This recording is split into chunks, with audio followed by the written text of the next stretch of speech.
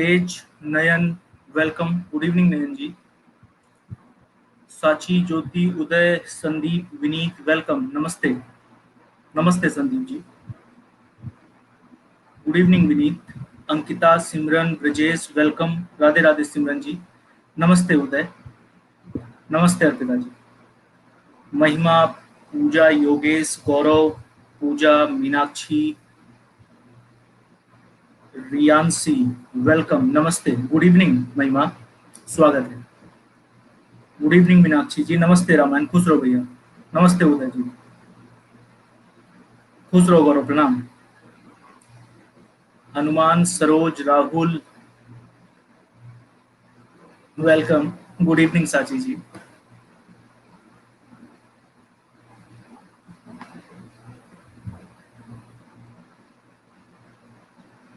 जय राम जी की उदय। शिवालिका, रियांसी, नमस्ते। रियू सिंह जी, स्वागत है क्लास में। चलिए, जितने भी लोग जुड़ चुके हैं क्लास में, आप सभी लोगों का स्वागत है। Welcome everyone, good evening. Start करते हैं class, that is practice session on reasoning. ठीक है, तुरंत अयोध्या से आए हैं। नमस्ते शिवालिका जी। बढ़िया टाइम से हैं आप लोग। बाकी लोग अपना धीमे धीमे जुड़ते रहेंगे और मैं क्वेश्चंस को कराना स्टार्ट करता हूं, जो प्रैक्टिस सेशन।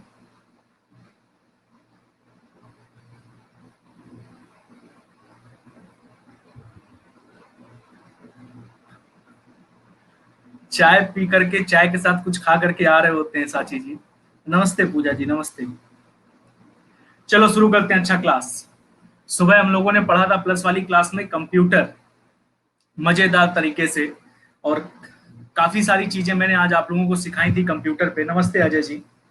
कल जब सुबह 9:30 बजे मिलेंगे कंप्यूटर वाली क्लास में, तो पहले जो आज सीखा है, आज मैंने सिखाया है आप लोगों को, पहले उसके क्वेश्चंस की प्रैक्टिस करेंगे और फिर नया चैप्टर स्टार्ट करेंगे, सॉफ्टवेयर एंड हार्डवेयर फंडामेंटल्स। ठीक है।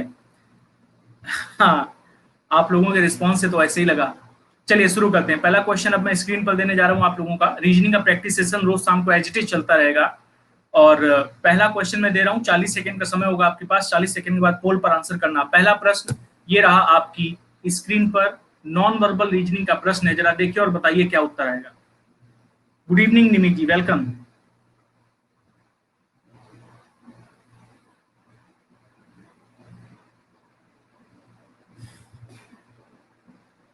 ये प्रश्न आपके सामने है, नॉन वर्बल सीरीज का एक प्रश्न है। जरा देखिए और बताइए इस प्रश्न का सही उत्तर क्या आएगा।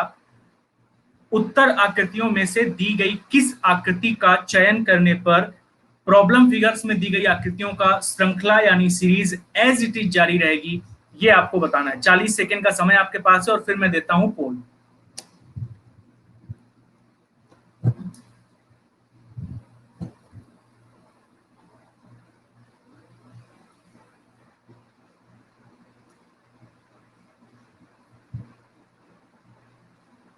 नमस्ते प्रभा जी, सानू, अभय, प्रभा, नीतू, रितिका, वेलकम एवरीवन।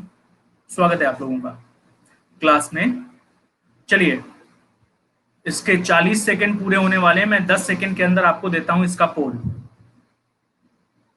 कौन सी आकृति प्रॉब्लम फिगर्स की आकृति को कॉन्टिन्यू रखेगी सीरीज के अकॉर्डिंग। ठीक है, और ये रहा इस प्रश्न का पोल आप लोगों के सामने। जरा उत्तर बताइए। गुड इवनिंग रितिका जी, वेलकम।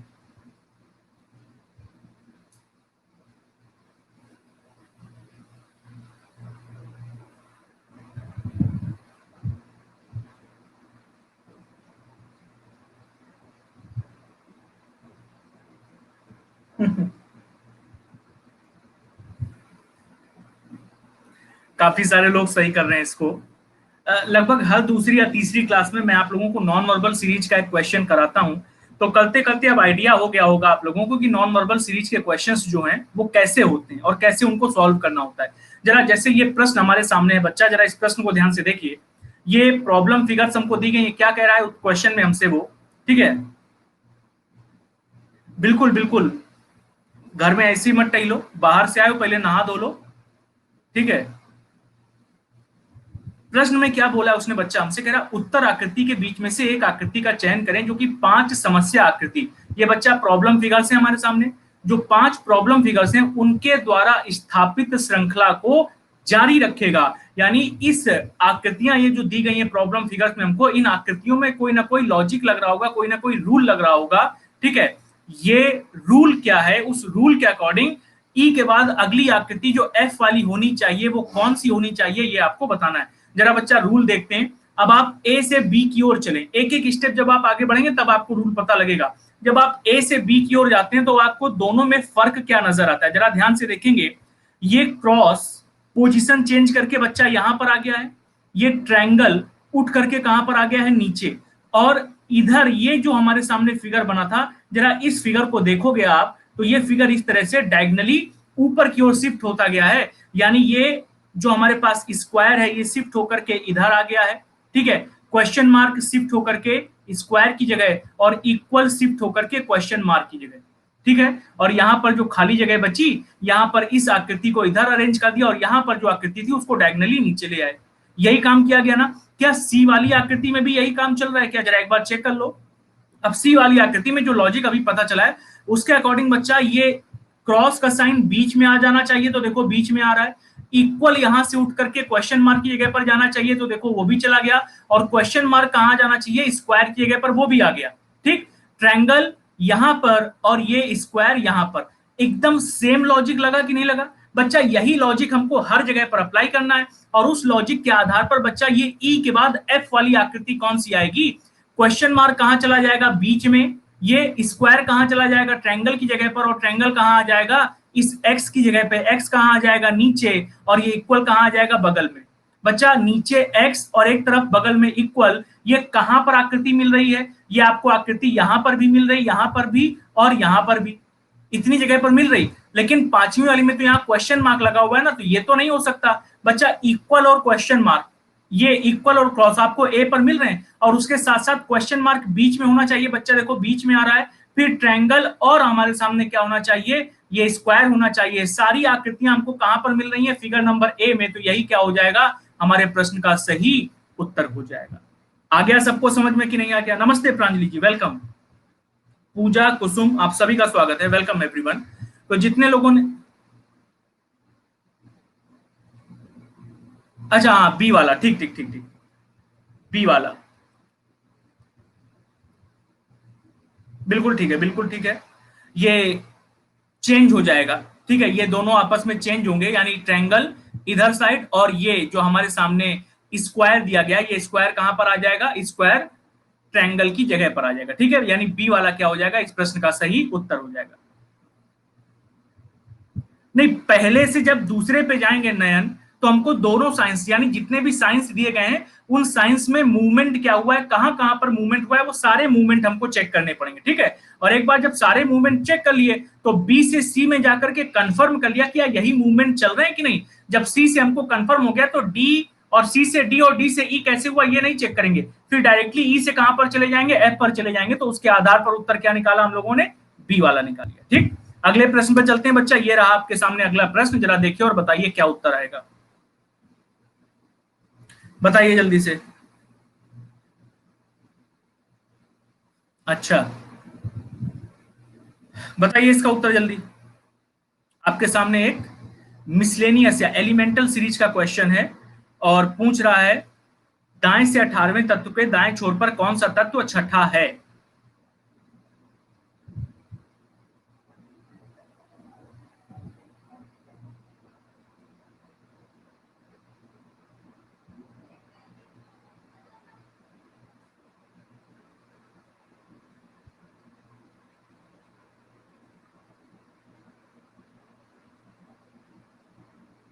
और मैं इसका पोल देने जा रहा हूं अब आप लोगों को।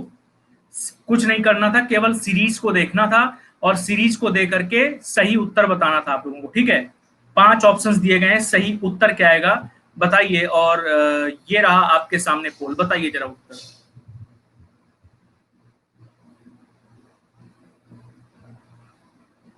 बढ़िया, आज अच्छा खेल खेल रहे हो तुम लोग।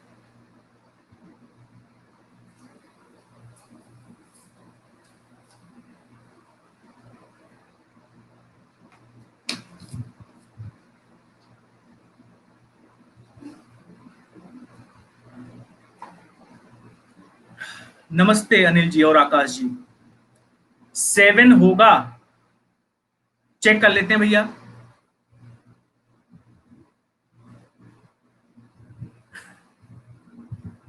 क्या कह रहा है प्रश्न में, जरा ध्यान से समझो बच्चा। उसने हमसे कहा है कि दी गई श्रृंखला में राइट से 18वें के राइट छठा एलिमेंट कौन सा होगा, यही पूछा ना उसने हमसे कि राइट से 18वें के राइट छठा एलिमेंट कौन सा होगा। तो मैंने आपको क्या बताया है, अल्फाबेटिकल सीरीज में भी इस टाइप के क्वेश्चंस में मैंने आप लोगों को समझाया था कि क्या करना था कि अगर दोनों एंड हमारे समान होते हैं, ठीक है, यानी राइट राइट हो या फिर लेफ्ट लेफ्ट हो, दोनों एंड समान होते हैं तो क्या कर देते हैं बच्चा, माइनस। और अगर दोनों एंड विपरीत होते हैं यानी लेफ्ट राइट या राइट लेफ्ट दिया जाए तो क्या करते हैं, प्लस। तो यहाँ पर बच्चा दाया और दाया यानी कॉमन लिंक है, कॉमन एंड है, तो माइनस करेंगे, यानी क्या कर दिया डायरेक्टली 18 माइनस 6 कर दिया, कितना आ गया 12। यानी जिस एलिमेंट के, जिस तत्व के बारे में वो हमसे बात कर रहा है वो कहां से है, वो 12वें स्थान पर है, लेकिन कहां से, राइट हैंड साइड से। तो बच्चा ये जो सीरीज हमारे सामने दी गई है ये इसका लेफ्ट है और ये क्या है, इसका राइट। यानी आपको राइट से 12वें स्थान पर पहुंचना था कि राइट से 12वां स्थान किसका आ रहा है। राइट से 12वां स्थान आपने किया 3, और इसके बाद ये 3 6, फिर आगे बढ़े तो 3 9, और फिर आगे बढ़े तो 3 12। बच्चा 12वें स्थान पर 7 आ रहा है कि नहीं आ रहा है, तो 12वें स्थान पर आ रहा है 7, लेकिन 7 हमको कहीं पर ऑप्शन में दिया ही नहीं गया, और अगर ऑप्शन में नहीं दिया गया तो हम आंसर 5वां ही लगा सकते हैं कि भैया यही क्या हो जाएगा, हमारे प्रश्न का सही उत्तर हो जाएगा। ठीक है, ये हमारे प्रश्न का उत्तर हो गया। ठीक, हालांकि इसका answer can not be determine की जगह नन ऑफ दीज होता तो और ज्यादा बेटर लगता, क्योंकि हम डिटरमाइन तो कर पा रहे हैं कि आंसर क्या होगा, लेकिन आंसर उसने हमको नन ऑफ दिस का दिया ही नहीं है। ठीक है, और अगर नन ऑफ दिस का नहीं दिया तो यही हमारे पास ऑप्शन बचता है कैन नॉट बी डिटरमाइन का, तो यही हमारा उत्तर हो जाएगा। चलिए अगले प्रश्न पर चलते हैं भैया। ये रहा अगला प्रश्न आपके सामने। दाएं से दाएं नहीं काउंट किया जा सकता क्या? देखो बच्चा, दाएं से दाएं ही तो काउंट किया है। सानू ध्यान से समझना बच्चा, ये 12वां तक हो गया था, 12 के बाद ये 3 क्या हुआ 18, 15 सॉरी, और ये 3 क्या हुआ 18। बच्चा 18वां अक्षर बाएं से कौन सा है, आर। बाएं से 18वां अक्षर आर है ना। उसने कहा है दाएं, सॉरी दाएं से 18वां अक्षर आर है, उसने कहा दाएं से 18वें के दाएं छोर पर। बच्चा दाएं से आपने गिनना शुरू किया, आर अक्षर आया, ठीक है, और इसके दाएं जाना है। अब आपको इसके दाएं कितना जाना है, 6 अक्षर तक। तो बच्चा जरा इसके दाएं 6 अक्षर तक जाओ, 1 2 3 4 5 और 6, तब भी उत्तर क्या आ रहा है 7। तो दाएं से दाएं ही जाना था, लेकिन अब काउंट करें, काउंट करने से बेहतर है डायरेक्टली कर लेना उसको। ठीक, बस इतना काम किया था हम लोगों ने।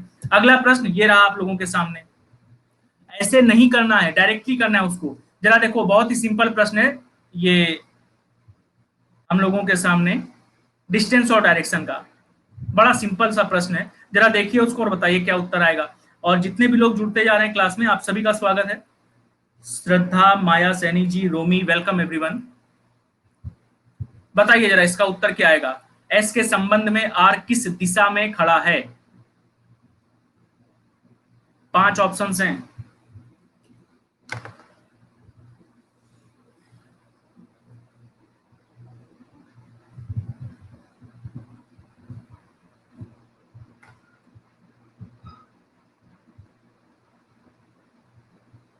और 10 सेकेंड बाद में देता हूं इसका पोल आपको।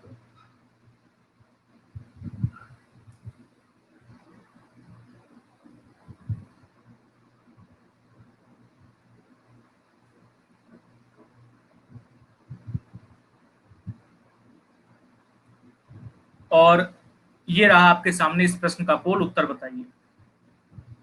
गलत मत करना, सिंपल है।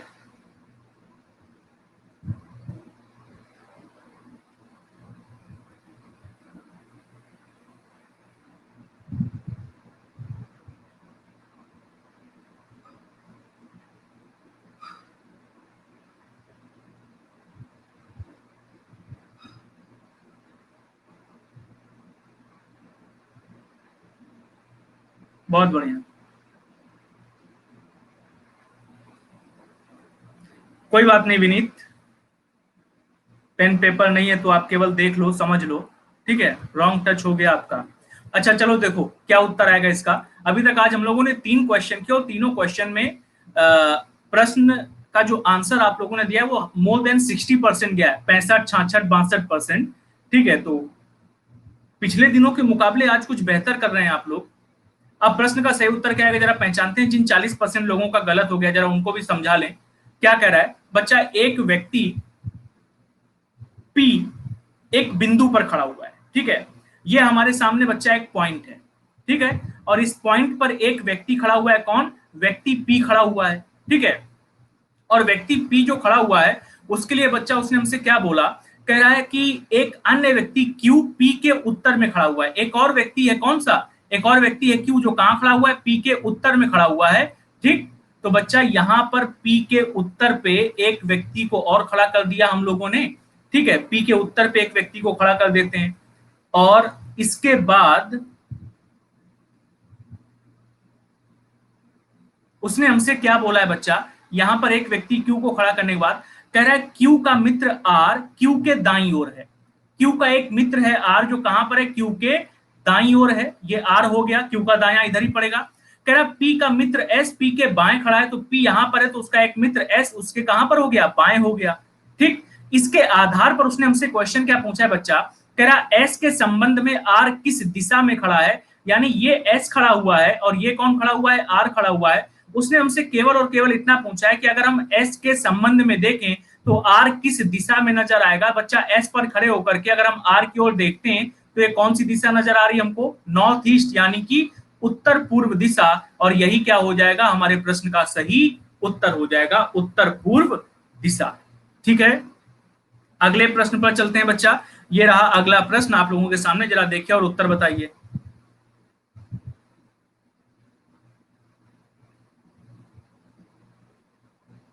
क्या उत्तर आएगा, जरा देखो इसको और बताओ।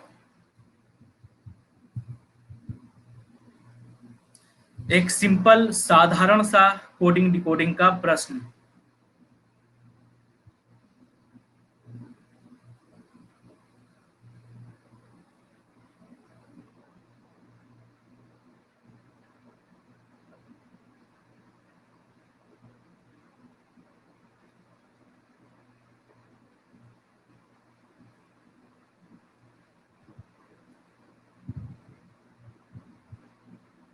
देखो और बताओ उत्तर क्या आएगा इसका। 5 ऑप्शन इसमें भी हैं। सन को उसी कोड भाषा में कैसे लिखा जाएगा?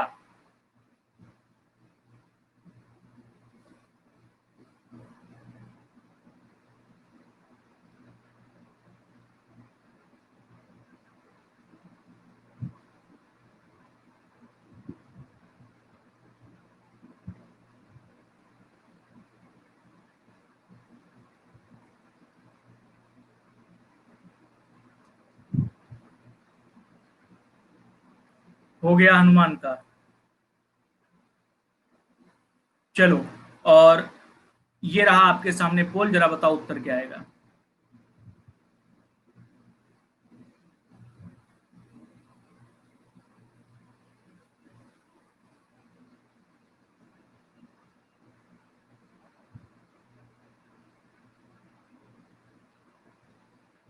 बढ़िया।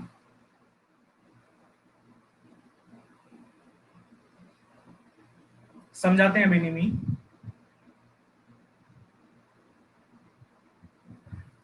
59% लोगों ने सही उत्तर किया हुआ है। लॉजिक क्या लग रहा है, जरा बताओ, क्या लॉजिक चल रहा है इसमें?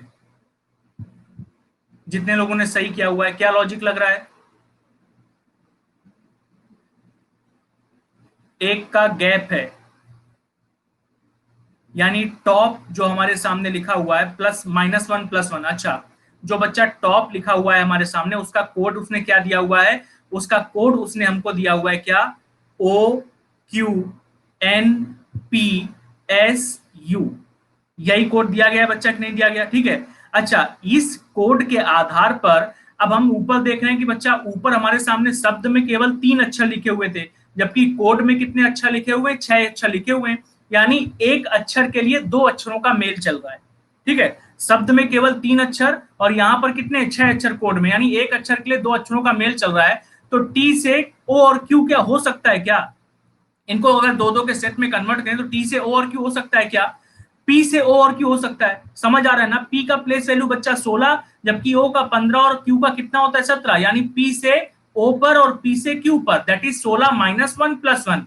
टी से कहां पर बच्चा? एस और टी से यू पर, यानी -1+1। और ओ से एन और ओ से पी पर, यानी कि -1 और +1। हर जगह का लॉजिक पता लग गया ना हमको। उसी आधार पर बच्चा अगर सन का कोड निकालेंगे तो क्या करेंगे, n माइनस प्लस करेंगे, माइनस करेंगे तो कहां पर पहुंचेंगे, m पर, और प्लस करेंगे तो o पर।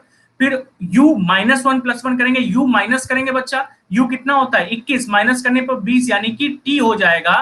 ठीक है, इसके बाद t के बाद अगला u से क्या आ जाएगा बच्चा v, और s से कहां जाएंगे माइनस और प्लस पर, यानी s माइनस क्या हो जाएगा r, और प्लस क्या हो जाएगा t, यानी MOTVRT कहां पर नजर आ रहा है, ऑप्शन नंबर बी पर। यही क्या हो गया, हमारे प्रश्न का सही उत्तर हो गया। ठीक है, हाँ बिल्कुल कराए हैं ऐसे क्वेश्चंस को हम लोगों ने। ठीक है, चलो अगले प्रश्न पर चलते हैं बच्चा। ये रहा अगला प्रश्न आप लोगों के सामने, एक छोटा सा सीटिंग अरेंजमेंट का प्रश्न, जरा देखो और उत्तर बताओ क्या आएगा। बिल्कुल रामायण, बिल्कुल बताओ जरा इसका उत्तर क्या आएगा। हाँ इसमें टाइम दे रहे हैं, करो।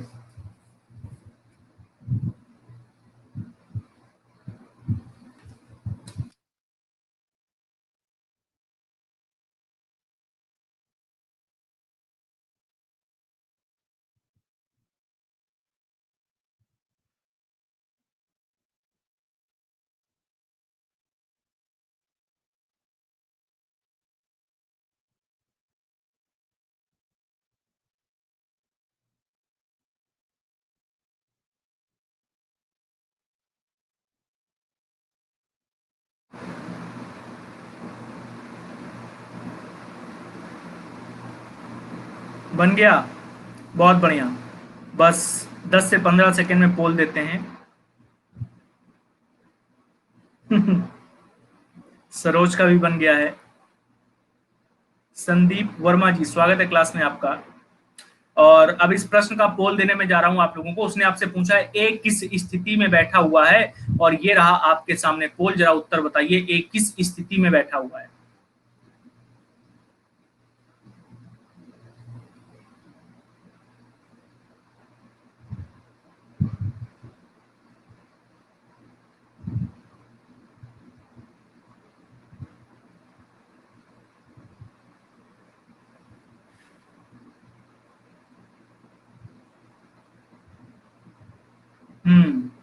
ऑलमोस्ट वही ट्रेंड, 60, 59, 61, यानी ऑलमोस्ट 60% बच्चे सही कर रहे हैं आज के क्वेश्चंस को। 60% लोगों ने इसका भी आंसर सही दिया हुआ है। क्या कह रहा है बच्चा, जिन लोगों से नहीं बन पाया है, बड़ा सिंपल है, जरा एक बार मैं बना करके दिखा देता हूं, ध्यान से समझना। क्या कह रहा है बच्चा। ठीक है, ओके रामायण, पहले आप जाओ। क्या कह रहा है बच्चा, ए बी सी डी और ई एक बेंच पर बैठे हैं। ए बी के बगल में बैठा है। ए बच्चा कहां पर बैठा हुआ है, बी के बगल में बैठा है, लेकिन किस बगल में बैठा है, लेफ्ट बगल में या राइट बगल में, ये तो नहीं बताया ना उसने। ए कहां बैठा है ये तो नहीं बताया ना, लेफ्ट बगल में या राइट बगल में। तो हमको ये पता है कि ए बी के बगल में बैठा है, यानी ए और बी जहां कहीं भी बैठेंगे हमेशा साथ में बैठेंगे, या तो ऐसे बैठेंगे साथ में या फिर ऐसे बैठेंगे साथ में। आगे बोला सी डी के बगल में बैठा है, फिर से उसने नहीं बताया सी और डी किसके बगल में, कहां पर, एक दूसरे के राइट में या लेफ्ट में बैठे हुए हैं। तो बच्चा या तो सी और डी ऐसे बैठेंगे या फिर सी और डी ऐसे बैठेंगे, लेकिन बैठेंगे हमेशा एक साथ में। अच्छा, फिर उसने बोला है, कह रहा है कि सी डी के बगल में बैठा है, डी ई के साथ नहीं बैठा। ये जो डी है वो ई के साथ नहीं बैठेगा, यानी जहां कहीं भी ई होगा उसके बगल में डी कभी भी नहीं आएगा। जो बेंच के बाएं छोर पर है बच्चा, जो किसके लिए आता है मैंने समझाया ना, second person of the statement. बच्चा डी ई के साथ नहीं बैठा, सेकंड पर्सन कौन हो गया, ई, यानी ई कहां पर बैठा है, बेंच में बाएं छोर पर बैठा है। यानी हमारे पास ये एक बेंच पड़ी हुई है बच्चा, जिसमें 5 लोगों को बैठाना है, और इन 5 लोगों में ई कहां पर बैठा हुआ है, बाएं छोर पर, यानी यहां पर बच्चा ई बैठा हुआ है। ठीक, अब जैसे ही हमने यहां पर ई को बैठाया तो उसने बोला सी दाईं ओर से दूसरे स्थान पर है। बच्चा यार राइट है और ये क्या है, लेफ्ट। दाईं ओर से दूसरे स्थान पर यहां पर कौन आएगा बच्चा, सी आ जाएगा कि नहीं आ जाएगा। अच्छा, यहां पर अगर हमने सी को बैठा दिया तो हमको पता है सी और डी हमेशा एक साथ आएंगे। अब स्थिति क्या है, हमारे पास 2 स्थितियां हैं कि बच्चा डी या तो यहां पर आएगा, डी या तो यहां पर आएगा। अब जरा ध्यान से मुझे एक बात बताओ, अगर मैं यहां से डी को हटा के यहां पर रखूं तो ए और बी हमेशा एक साथ आने हैं। क्या ए और बी को एक साथ रख पाएंगे हम, कभी नहीं रख पाएंगे। इसका मतलब है डी यहां पर कभी नहीं आ पाएगा। डी की केवल और केवल एक ही पोजीशन बनेगी, कौन सी, डी केवल और केवल यहां पर आ सकता है। ठीक, इसके बाद बच्चा क्या बोला कि ए और बी हमेशा एक साथ बैठते हैं, लेकिन ए बी और बी ये दोनों स्थितियां बन सकती हैं, लेकिन उसने बताया है क्या, ए बी और ई के दाई ओर है, यानी ए कहां बैठा है, बी के दाई ओर, दैट इज ये वाली कंडीशन करेक्ट है, तो इसको हटा दिया, यहां पर बी को और ए को बैठाया। उसने बच्चा पूछा हमसे ए किस स्थिति में बैठा है, तो ए बी और सी के बीच में बैठा है, ऑप्शन नंबर बी दिखा रहा है ना, इन बिटवीन बी एंड सी, तो यही क्या हुआ, हमारे प्रश्न का सही उत्तर हो गया। आया समझ में जितने लोगों ने गलत कर दिया था? ठीक है, चलो अब अगले प्रश्न पर चलते हैं और अगले प्रश्न का उत्तर बताना। ये रहा अगला प्रश्न आप लोगों के सामने। नमस्ते सिमरन जी, नमस्ते, हम सफर, स्वागत है। अच्छा, आज आप लोग राष्ट्रीय बेरोजगारी दिवस मनाए हुए हैं ना, प्रधानमंत्री नरेंद्र मोदी जी के जन्म दिवस के अवसर पर राष्ट्रीय बेरोजगारी दिवस। सेकेंड वजह ये देखो क्या है, मैं नंबर लिख देता हूं ताकि कंफ्यूजन ना हो। This is number 1, this is number 2, this is number 3 and this is number 4। ठीक है।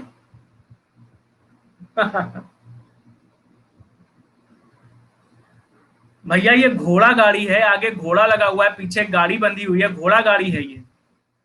आपको बताना है ये क्वेश्चन मार्क वाले फिगर पर क्या आएगा, ऊपर प्रश्न पढ़ लो, वह चित्र चुने जो खाली बॉक्स में जाएगा, ताकि दो नीचे के चित्र उसी तरह से संबंधित हों जैसे शीर्ष के दो संबंधित हैं। ठीक है, ऑप्शन नंबर ये मैंने फिगर रख दिया है भैया, 1 2 3 4 ऐसे लिखा हुआ है। अब कौन सा सही होगा ये आपको बताना है। ठीक है, मैं 10 सेकंड बाद देता हूं इसका पोल, 10 सेकंड बाद इसका पोल देता हूं मैं। 4 ऑप्शन हैं आपके सामने। दो वाला घोड़ा गाड़ी बनी हुई है, ये वाला दो, ये वाला दो, ये कैसी आकृति आपको नजर आ रही, कुछ दिमाग में इसको देख करके आ रहा है? भैया ये रहा सबसे पहले तो आपके सामने पोल, मैं पोल देता हूं, इसके बाद इसको समझाना शुरू करता हूं। उत्तर बताओ पहले पोल पर क्या आएगा। कल ऐसा ही एक क्वेश्चन करवाया था, अगर आपको ध्यान हो।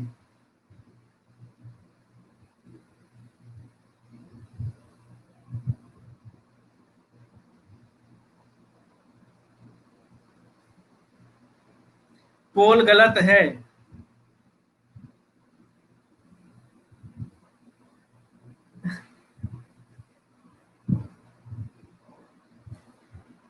अच्छा बताते हैं पोल गलत है कि सही है। एक क्वेश्चन ऐसा आया जहां पर आप लोग 22% में आकर के रुक गए। ठीक है, मैं समझाता हूं अभी क्या गलत है, पोल या आपका आंसर। आपका आंसर गलत है, जितने लोगों ने आंसर बी वाला लगाया हो। बच्चा यहां पर लॉजिक क्या लग रहा है, जरा लॉजिक ध्यान से समझना। ये एनालॉगी का प्रश्न है, यूपी ट्रिपल एससी के एग्जाम में खास करके पूछा जाता है। ठीक है, फिगरल एनालॉगी जिसको बोलते हैं। ये बच्चा दिखा क्या रहा है, ये है हमारे सामने फिगर नंबर ए और ये है फिगर नंबर बी। ठीक है, उसी प्रकार से ये है फिगर नंबर सी और ये है फिगर नंबर डी। उसने हमसे क्या बोला है, कह रहा वह चित्र चुने जो खाली खाली बॉक्स में आएगा, ये डी वाले पर आएगा। दो नीचे के चित्र, बच्चा नीचे के दो चित्र ये है ना, सी और डी, उसी तरह से संबंधित हो जैसे शीर्ष दो संबंधित है, जैसे शीर्ष यानी ऊपर के दो चित्र संबंधित हैं। बच्चा ऊपर के दो चित्रों में जो बना हुआ है, ये क्या बना हुआ है, कार, और ये क्या बना हुआ है, घोड़ा गाड़ी, that is machine, use of machine. और ये क्या है, ये क्या यूज ऑफ मशीन है क्या, नहीं, ये मैनुअली यानी घोड़ा गाड़ी है। पहले वाले में बच्चा क्या दिया गया है, टेक्नोलॉजी, दूसरे वाले में that is called without technology. पहले वाले में टेक्नोलॉजी, दूसरे वाले में विदाउट टेक्नोलॉजी। बच्चा ये क्या बना हुआ है, कंप्यूटर, तो आपको रिलेशन क्या निकालना था यहाँ पर रिलेशन है बच्चा, टेक्नोलॉजी और विदाउट टेक्नोलॉजी का रिलेशन यहाँ पर है। ठीक है, टेक्नोलॉजी और विदाउट टेक्नोलॉजी का रिलेशन है, तो बच्चा ये क्या बना हुआ है, कंप्यूटर। अब कंप्यूटर को अगर टीवी या रेडियो से सिलेक्ट कर लोगे तो रेडियो या टीवी भी तो टेक्नोलॉजी का ही कंडीशन है कि नहीं है। ठीक है, रेडियो और टीवी भी तो टेक्नोलॉजी का कंडीशन है। ठीक, और ये थर्ड वाला बच्चा ये क्रिसमस ट्री जैसा बना दिया है, ये क्रिसमस ट्री कंप्यूटर से कैसे संबंधित हो जाएगा, कोई ऑप्शन नहीं ना हमारे सामने। ठीक, बच्चा यहां पर क्या दिया हुआ है, कलम एवं दवात। कंप्यूटर का उपयोग जिस प्रकार से मशीनरी तौर पर इलेक्ट्रॉनिक पत्र, ईमेल भेजने के लिए करते हैं कि नहीं करते हैं, उसी प्रकार से कलम और दवात का यूज किसके लिए करते हैं, मैनुअली हाथ से लिखे हुए पत्रों को भेजने के लिए करते हैं, यानी मशीन एंड विदाउट मशीन। बच्चा सीधा सीधा ऑप्शन था। या हमारे सामने 1 भी कार जैसी बनी हुई है मशीन, 2 भी कार मशीन बनी हुई है। हमको टेक्नोलॉजी और नॉन टेक्नोलॉजी यानी विदाउट टेक्नोलॉजी का रिलेशन बताना था। थर्ड वाला कभी पॉसिबल नहीं बचा। कौन सा? चौथा वाला। तो उत्तर कौन सा होगा? ऑप्शन नंबर 4 वाला। सरिता जी बहुत बहुत स्वागत है क्लास में, स्वागत है आपका, नमस्ते। भैया ये समझ आ गया कि नहीं आ गया? ठीक।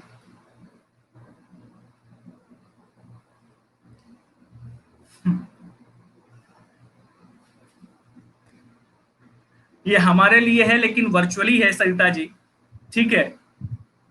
पानी आ रहा है मुंह में। खैर अगले प्रश्न पर चलते हैं, बहुत देर नहीं देख सकते उस चीज को, ठीक है। टेलीविजन नहीं होगा, क्यों नहीं होगा समझा दिया मैंने, समझ आ गया कि नहीं आ गया? ऑप्शन नंबर 4 क्यों होना चाहिए?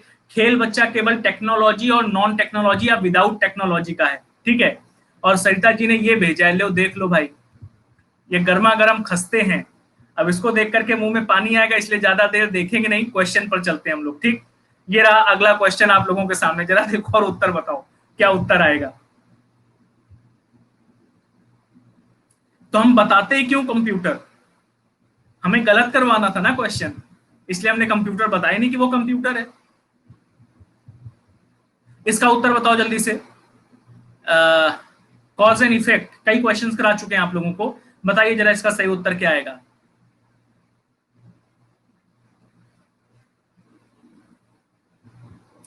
कचौरी फिल्दिएस्ट है। फिल्दिएस्ट क्या होता है पूजा में? ध्यान नहीं है, पढ़ा पढ़ा सा तो है लेकिन इसका हिंदी नहीं ध्यान आ रहा हमको।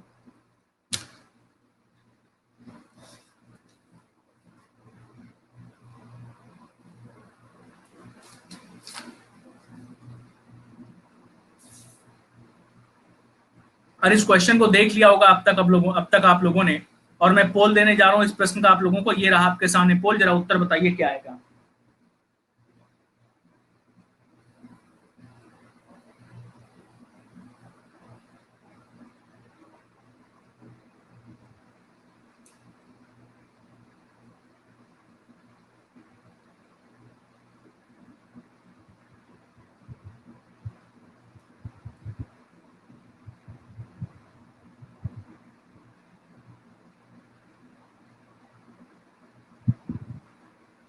कई लोगों ने इसका आंसर गलत किया हुआ है, जरा सही उत्तर पहचानिए बच्चा, सही उत्तर क्या आएगा इसका।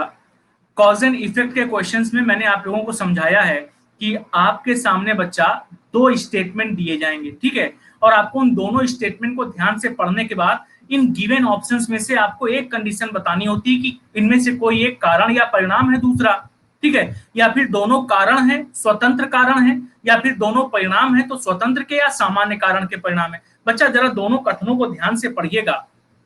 उसने प्रश्न में हमसे बोला है बी क्यों नहीं होगा, बिल्कुल समझाते हैं शिवालिका जी, ध्यान से समझना। उसने कथन 1 में बच्चा हमसे क्या बोला? उसने बोला पिछले कुछ महीनों के दौरान यात्री कारों की बिक्री में अत्यधिक कमी आई है। ये क्या हो गया? Statement number 1। उसने बोला कि पिछले कुछ महीनों के दौरान यात्री कारों की बिक्री में अत्यधिक कमी आई, यानी यात्री कारों की बिक्री क्या हो गई है? कम हो गई है। और स्टेटमेंट 2 में क्या बोला गया है? कह रहा बहुत सी वित्त कंपनियों ने, फाइनेंस कंपनीज ने मामूली या कम ब्याज दर पर कार ऋणों की आकर्षक योजनाओं की घोषणा की है, ठीक है। बहुत ही कम ब्याज दर पर कार लोन देने की घोषणा की हुई है, कार लोन देने की आकर्षक योजनाओं के बारे में घोषणाएं की हुई है, ठीक। ये 2 बच्चा हमारे सामने कथन है। इन दोनों कथन में मैंने आपको एक बहुत सिंपल चीज समझाई थी कि अगर आपको ये लग रहा है कि इनमें से कोई एक कारण और कोई एक प्रभाव है, ठीक है, उसका परिणाम है, तो बीच में दोनों के एक शब्द लगा देना। इसलिए ये कॉमन सेंस का यूज है। कैसे करेंगे बच्चा? बिल्कुल हो सकता है, बिल्कुल हो सकता है। मैं समझा रहा हूं, दोनों चीजों को ध्यान में समझना। पहले क्या बोला उसने बच्चा? अब यहां पर दिए गए स्टेटमेंट के आधार पर पिछले कुछ महीनों के दौरान यात्री कारों की बिक्री में अत्यधिक कमी आई है, इसलिए बहुत सारी फाइनेंशियल कंपनीज ने कार ऋणों की आकर्षक योजनाओं की घोषणा की हुई है। इसलिए यानी किसके लिए? चूंकि कार की बिक्री में कमी आई है, ठीक, और कारों की बिक्री को बढ़ावा देने के लिए, ठीक है, कारों की बिक्री को बढ़ावा देने के लिए बहुत सारी कंपनीज ने, फाइनेंशियल कंपनीज ने कम ब्याज दरों पर कारों के लिए लोन देने की घोषणा की हुई है। ये पहला। ठीक, अब जरा इसलिए को पलट करके लगाओ, जरा कथन 2 को पहले पढ़ो, क्या बोला है बच्चा उसने, कह रहा बहुत सी वित्त कंपनियों ने मामूली ब्याज दर पर कार ऋणों की आकर्षक योजनाओं की घोषणा की है, इसलिए पिछले कुछ महीनों के दौरान यात्री कारों की बिक्री में कमी आई है। क्या ये लॉजिकल सेंस बना रहा है कि हमने कम ब्याज दर पर कार लोन की आकर्षक घोषणाएं की हुई हैं, कार लोन की आकर्षक योजनाओं की घोषणाएं की हैं, और योजनाओं की घोषणा करने के बाद ही उनकी बिक्री में कमी आ गई? क्या यह लॉजिकल लगता है कहीं से भी? नहीं ना। यानी सेकंड वाला हमेशा परिणाम रहेगा। ठीक है, सेकंड वाला हमेशा परिणाम रहेगा। ठीक, जबकि पहला वाला अगर सेकंड वाला बच्चा परिणाम है, ध्यान से बताना, सेकंड वाला अगर परिणाम है तो ऊपर दिए गए कथन के आधार पर हम इस चीज को बता सकते हैं कि नहीं, चूंकि कारों की बिक्री में कमी आई है, कारों की बिक्री को बढ़ावा देने के लिए बहुत सारी कंपनियों ने ये आकर्षक ऋण योजनाएं निकाली हुई है। ठीक, बता सकते हैं इसको ना, यानी पहला वाला कारण और दूसरा वाला उसका प्रभाव हो सकता है। ठीक है, पहला कारण क्या हो गया और दूसरा उसका प्रभाव। अच्छा, जैसे ज्योति जी ने पूछा था कि सर ये भी हो सकता है कि हाँ हाँ, मैं वही उसी पर चल रहा हूं, मैं ये भी बता सकता हूं कि पिछले कुछ महीनों के दौरान, जैसा ज्योति ने पूछा था कि पिछले कुछ महीनों के दौरान यात्री कारों की बिक्री में अत्यधिक कमी आई है। ठीक है, तो अगर यात्री कारों की बिक्री में अत्यधिक कमी आई है, ठीक है, तो ये परिणाम भी हो सकता है कारों की बिक्री में कमी आना। इसके पीछे का कारण क्या होगा? अगर कारों की बिक्री में कमी आई है ज्योति, लॉजिकल कॉमन सेंस की बात, इसके पीछे का कारण क्या होगा? लोगों के पास आमदनी नहीं होगी कार खरीदने की, या कारों की कीमत महंगी होगी, या लोगों को फाइनेंशियल कंडीशंस उतनी बेहतर नहीं है, लोगों को फाइनेंशियल लोन नहीं मिल पा रहा है, इस वजह से लोगों ने कार खरीदना बंद कर दिया है। ठीक है, और इस वजह से कारों में कमी आ रही, कारों की बिक्री में कमी आ रही बच्चा। ठीक, तो अगर मैं इसको परिणाम मान लूं तो बच्चा ये जो सेकंड वाली चीज है, इसको मैं किस चीज का परिणाम मान सकता हूं? सेकंड वाले स्टेटमेंट को मैं किस चीज का परिणाम मानूंगा? हमारे सामने कोई भी कंडीशन नहीं है ना कि इसको हम परिणाम माने, तो किस चीज का परिणाम माने? हम ये भी तो बोल सकते हैं कि भैया ये कारण है किसी चीज का, कोई कारणवश ऐसा किया गया है कि नहीं? कोई कारणवश ऐसा किया गया है, बोल सकते हैं ना इसको। तो दोनों कंडीशंस को जब हम पढ़ रहे हैं तो हमारे सामने, अगर हम पहले वाले को परिणाम मान ले रहे हैं तो दूसरे वाले के आधार पर हम उसको कारण और परिणाम क्या माने, इसके लिए हमारे पास कोई सेट क्राइटेरिया निकल करके नहीं आ रहा। ठीक, तो दिए गए कथन के आधार पर बेस्ट पॉसिबल आंसर हम क्या देख पा रहे हैं, है कि नहीं? हाँ, दोनों के आधार पर हम बेस्ट पॉसिबल आंसर क्या देख पा रहे हैं कि कथन एक क्या है, कारण, और दूसरा उसका प्रभाव बनता जा रहा है। तो इसको ए वाले को क्या किया था, बेस्ट पॉसिबल आंसर बना दिया था। अभी डाउट क्लियर हो गया? क्या मैटर हो गया भाई? अगला प्रश्न ये रहा आप लोगों के सामने, उत्तर बताइए जरा क्या आएगा। क्या मैटर हो गया? सरिता जी, पूजा जी,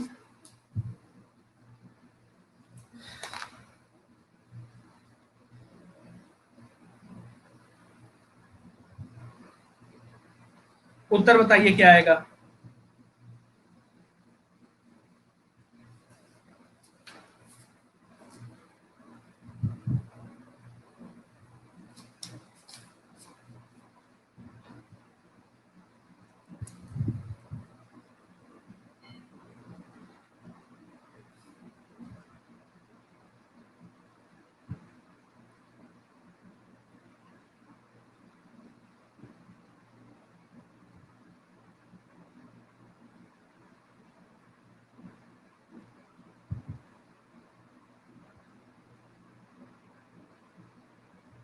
इसका आंसर बताइए जल्दी से।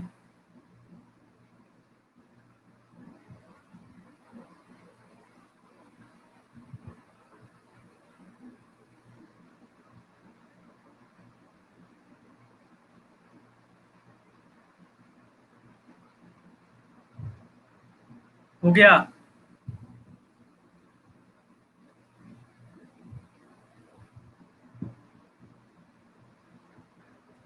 और अब मैं देता हूं इस प्रश्न का पोल आप लोगों को। ठीक है, अपने गंतव्य स्थान पर कब पहुंचेगा ये आपको बताना है। ठीक, और ये रहा आपके सामने पोल, जरा बताइए उत्तर क्या है।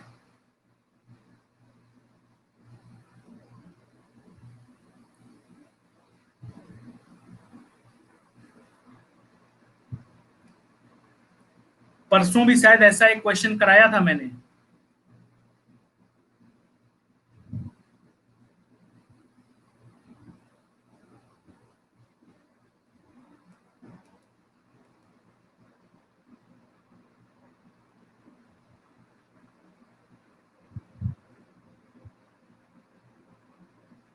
करीब 40-42% लोगों ने इसका सही उत्तर किया हुआ है। क्या बच्चा इसका सही उत्तर आएगा, जरा ध्यान से समझना क्या बोला है उसने हमसे। ठीक है, उसने हमसे बोला है क्वेश्चन में, कह रहा एक व्यक्ति 30 किलोमीटर प्रति घंटे की रफ्तार से स्कूटर चलाता है और प्रत्येक घंटे के बीच 10 मिनट का विश्राम करता है। यानी 1 घंटे स्कूटर चलाता है, 10 मिनट रुकता है, फिर स्कूटर चलाना शुरू करता है, 1 घंटे हो जाते हैं तो फिर आराम करता है 10 मिनट का। कहता है उसे कितना जाना है, 110 किलोमीटर जाना है और वह सुबह 10:30 बजे अपने घर से अपने गंतव्य स्थान के लिए निकल जाता है, प्रस्थान कर जाता है। तो कह रहा बताओ 30 किलोमीटर प्रति घंटे की रफ्तार से चलते हुए 10 मिनट का ब्रेक लेते हुए वो अपने गंतव्य स्थान पर कब पहुंचेगा, अपने डेस्टिनेशन पर कब पहुंचेगा। बच्चा कितना जाना है उसको, 110 किलोमीटर जाना है कि नहीं, और कितने घंटे की किलोमीटर प्रति घंटे की रफ्तार से स्कूटर चलाता है, 30। यानी अगर मैं 110 को कन्वर्ट करूंगा किसमें, 30 में, देन 30 में, देन 30 में, तो 30 30 60 30 90 और कितना हो गया 20 बच्चा। ठीक, उसने हमसे बोला है कि हर 1 किलोमीटर, हर 1 घंटे के बाद क्या करता है, 10 किलोमीटर 10 मिनट का आराम करता है। बच्चा 30 किलोमीटर गया 1 घंटे में और फिर क्या किया, 10 मिनट का आराम किया। फिर 30 मिनट गया, 30 किलोमीटर गया 1 घंटे में, फिर क्या किया, 10 मिनट का आराम किया। फिर 30 किलोमीटर 1 घंटे में गया और फिर से क्या किया बच्चा, 10 मिनट का आराम किया। अब कितना जाना है, 20 किलोमीटर। ठीक, अब एक बात बताओ मुझे, अगर बच्चा 30 किलोमीटर पर घंटे के हिसाब से जा रहा है तो इसका मतलब है कि वो व्यक्ति 20 मिनट में 10 किलोमीटर की दूरी को तय कर रहा है कि नहीं कर रहा है। तो अगर बच्चा 20 मिनट में 10 किलोमीटर की दूरी को तय कर रहा है तो 20 किलोमीटर की दूरी कब तय करेगा, 40 मिनट में तय करेगा कि नहीं करेगा।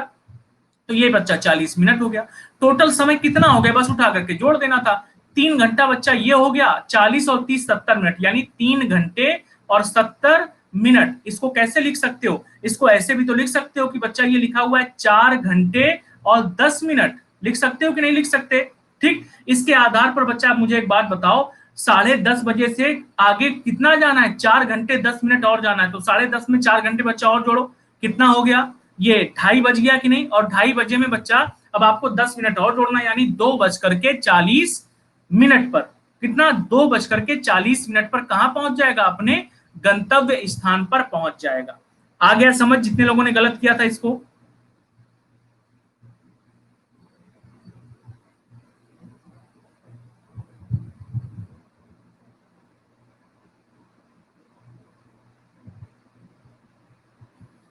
ठीक है, कोई डाउट किसी को, सिंपल सा एक क्वेश्चन था क्लॉक का। लास्ट वाला 2 नहीं आया, लास्ट वाला 2 क्या, ये 20 जो लिखा हुआ है,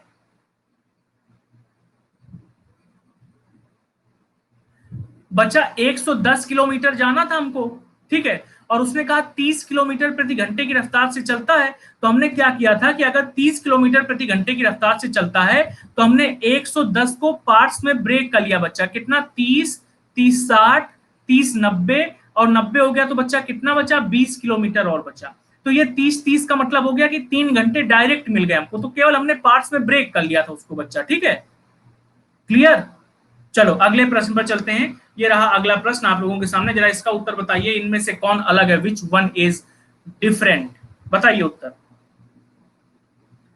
4 ऑप्शंस आपके सामने, फ्रेटर्निटी, लिबर्टी, सोसाइटी, इक्वालिटी।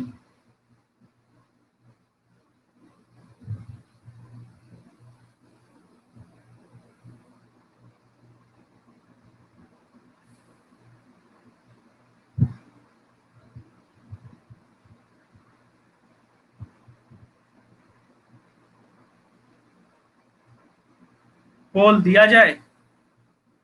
हाँ सिंपल सा प्रश्न है, ये रहा आपके सामने पोल, बताओ उत्तर क्या आएगा।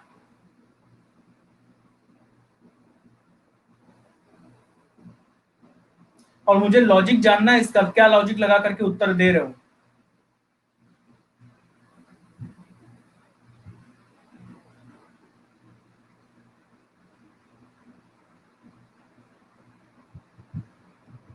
क्वालिटी में पढ़ा हुआ है। अच्छा, पोल खत्म हो जाए। 32% लोगों ने केवल सही आंसर किया है। बहुत सारे लोगों ने इसका आंसर किया हुआ है क्या बच्चा? बहुत सारे लोगों ने आंसर किया हुआ है ए, सी कम लोगों ने, और फिर डी पर भी किया हुआ है। बाकी तीनों वर्ड प्रीमेबल हैं, प्रीमेबल में है। सोसाइटी तो समाज है, सोसाइटी में बाकी तीनों होते हैं। ठीक है, बहुत बढ़िया, बहुत बढ़िया। ठीक है, अब ये मतलब क्या है बच्चा, मैं समझा देता हूं जल्दी से। मैं देखता हूं रितेश क्या है, क्या कह रहा है बच्चा हमारे सामने। फ्रेटर्निटी का मतलब क्या होता है? फ्रेटर्निटी का मतलब होता है बंधुत्व या भाईचारा। क्या होता है इसका मतलब? बंधुत्व या भाईचारा होता है। ठीक है। लिबर्टी का मतलब क्या होता है? स्वतंत्रता। क्या मतलब होता है इसका? स्वतंत्रता। ठीक। सोसाइटी का मतलब बच्चा क्या होता है? समाज। और इक्वलिटी का मतलब क्या होता है? समानता। ठीक। तो समाज के अंदर रहने वाले सभी लोगों में बंधुत्व या भाईचारा होना चाहिए, स्वतंत्रता होनी चाहिए, समानता होनी चाहिए सभी में। ये तीनों चीजें किसके अंतर्गत आती हैं बच्चा? ये तीनों चीजें सोसाइटी के अंतर्गत आती हैं। ठीक है, ये तीनों चीजें सोसाइटी के अंतर्गत आती हैं। सोसाइटी इनमें से क्या हो गया? इसका मतलब अलग हो गया। तो प्रश्न का सही उत्तर क्या हो जाएगा? सी वाला। आया समझ की नहीं आया? हाँ, क्या क्वेश्चन है रितेश, बताइए। ये समझ आ गया भैया सी वाला क्यों होगा? तो अगला प्रश्न ये रहा आपके सामने, इस श्रृंखला में रिक्त स्थान पर क्या आना चाहिए, जरा बताओ।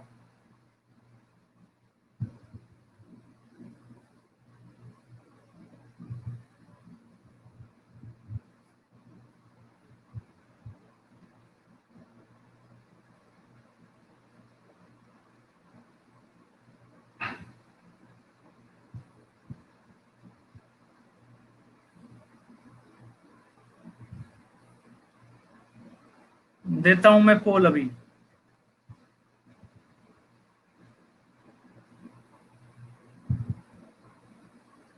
और ये रहा इस प्रश्न का पोल। 5 ऑप्शन से बच्चा ध्यान से करना। ये रहा आपके सामने पोल, बताइए उत्तर क्या आएगा।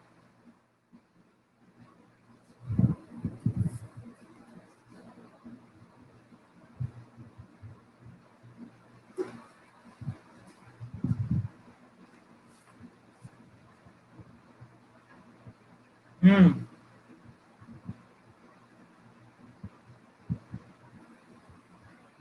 हाफ करके सीरीज को ऐड कर रहे हैं, +8। ये लॉजिक चल रहा है। 59% लोगों ने केवल सही किया हुआ है, 62% लोगों ने। कई सारे लोगों ने ए और सी वाला भी उत्तर दिया। बच्चा देखो क्या चल रहा है, 664 से 332 दिख रहा है ना? 664 से 332 एग्जैक्टली हाफ होता है कि नहीं होता है? Divide by 2, exactly half. 332 से कहां पर जा रहे हैं? 340 पर, यानी ये प्लस का बच्चा कितना दिख रहा है? 8 दिख रहा है कि नहीं दिख रहा है? अच्छा, उसके बाद 340 से अगर 170 पर जा रहे हैं बच्चा, तो ये कितना दिख रहा है? फिर से बटे 2 दिख रहा है। यानी चल क्या रहा है? Divide by 2 plus 8। तो अगला भी डिवाइड बाई 2 और प्लस का 8 होना चाहिए कि नहीं? यानी 170 प्लस 8 कितना होगा? 178। और 178 के बाद अगला फिर से क्या होना चाहिए? डिवाइड बाई 2, तो 89 आता है। यानी एकदम सही लॉजिक है। तो इसके आधार पर बच्चा प्रश्न का उत्तर क्या आ जाएगा? डी वाला, 178। माइनस किए, माइनस करेंगे तो भी सीधा एग्जैक्टली हाफ माइनस हो जा रहा है और +8 जुड़ता जा रहा है। या अगर पीछे से करेंगे तो 89 का डबल +8, फिर उसका डबल +8, ये चलता जा रहा है। ठीक है, दोनों ही कंडीशन सही है। उत्तर क्या आ जाएगा? 178। ठीक। अगला प्रश्न ये रहा आपके सामने, बताइए उत्तर क्या आएगा। कथन एवं तर्क का प्रश्न है। और जितने भी लोग नए जुड़ते जा रहे हैं क्लास में, रोज ये क्लास परमानेंट शाम को 7 बजे आपको मिलेगी। रीजनिंग की जितने भी आप एग्जाम देंगे यूपी के अंदर, या रेलवे का, या एसएससी का, हर तरह की एग्जाम्स के क्वेश्चंस को ये रीजनिंग का प्रैक्टिस सेशन कवर अप करता है। आप फॉलो कर लीजिएगा मुझे, रोज शाम को 7 बजे आपके पास क्लास का नोटिफिकेशन आ जाएगा। ठीक है। और प्लस में सुबह क्लास चलती है 9:30 बजे से 11 बजे तक। अगर आप आना चाहते हैं, सब्सक्राइबर हैं, तो आप आ सकते हैं। Otherwise you can use this referral code DC10। ठीक है, DC10 को आप यूज कर सकते हैं to get 10% off on your subscription. ठीक है, and to join plus classes। इस प्रश्न का सही उत्तर क्या होगा? क्या प्रश्न है? अभी देख रहे हैं बच्चा, आपका क्वेश्चन देख रहे हैं क्या है, ठीक है, बस 5 मिनट का समय तो अभी देख रहे हैं। अच्छा, इस प्रश्न का अब मैं पोल देने जा रहा हूं आप लोगों को। ये रहा आपके सामने इस प्रश्न का पोल, जरा उत्तर बताइए क्या आएगा।